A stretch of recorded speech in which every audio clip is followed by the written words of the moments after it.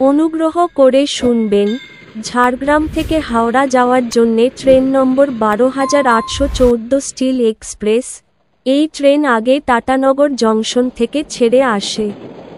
প্রতিদিন সকাল 7:34-এ ঝাড়গ্রাম স্টেশনের 3 নম্বর প্ল্যাটফর্ম থেকে ছেড়ে যায় এবং এটি হাওড়া পৌঁছায় একই দিন সকাল 10:35-এ হাওড়া জংশনের 17 নম্বর প্ল্যাটফর্মে।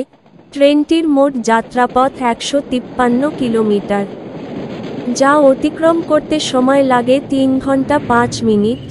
এই ট্রেনের গড় গতিবেগ 51 কিলোমিটার প্রতি ঘন্টা এবং সর্বোচ্চ গতিবেগ 130 কিলোমিটার প্রতি ঘন্টা।